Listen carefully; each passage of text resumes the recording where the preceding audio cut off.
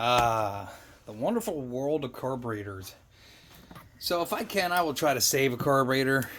Uh, 9 times out of 10, should say maybe 8 times out of 10, they're salvageable.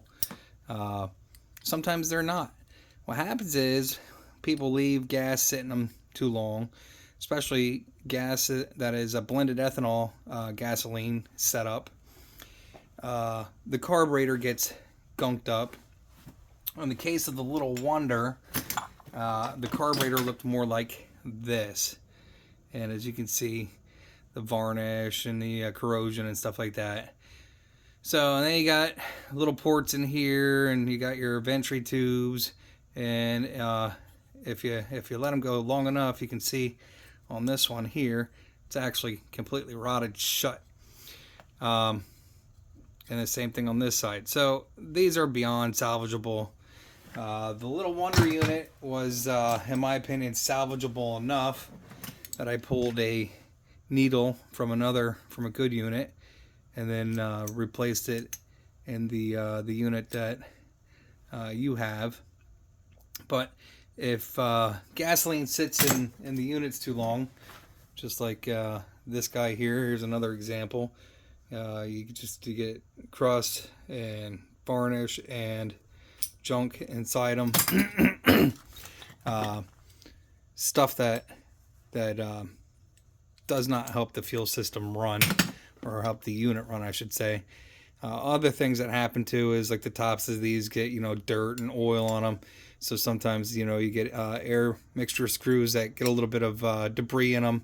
So when I take these apart, I pull if they're bad enough, I'll pull the venturi tubes out of them, and or emulsion tubes, whatever you want to call them. There's different names for different carburetors as far as that component goes.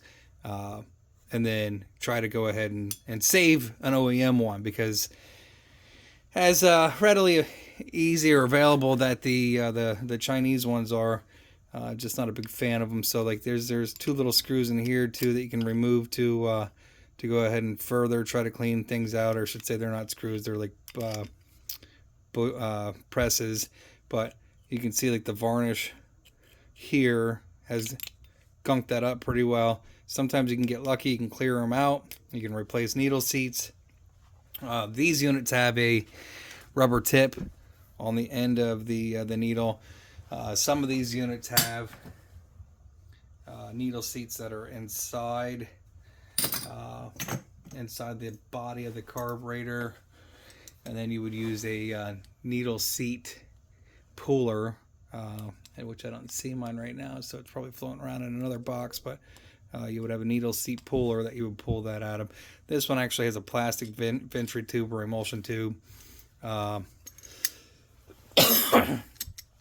So these you press them down and they come out, but they get all kind of rotted up too, and there's little tiny holes inside these that often get clogged up with debris. So making sure that you run clean fuel and you don't let the stuff sit in there for a long time will prevent you from having a box of mayhem and destruction like this. I hang on to these parts because sometimes people need parts, and I can go ahead and fix something cheaply for them without having to go ahead and replace a whole unit. Even like with this guy here, you can see the fuel and the dark spots that sat there, and a lot of that's ethanol blended gas. So the advantage to this guy here is, well, besides the fact that now that whole O-ring and seat has been in there, but this has a plastic body here for the needle seat, so the needle has a little bit less. Put the needle in first, and this is upside down anyway. Yeah.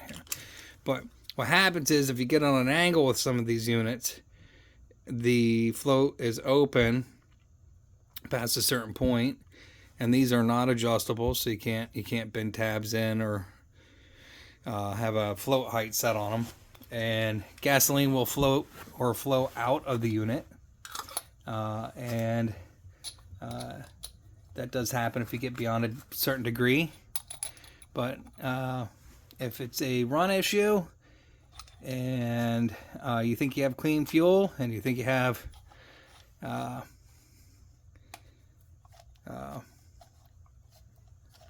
float that's moving properly, then you probably are better off just buying an aftermarket carburetor.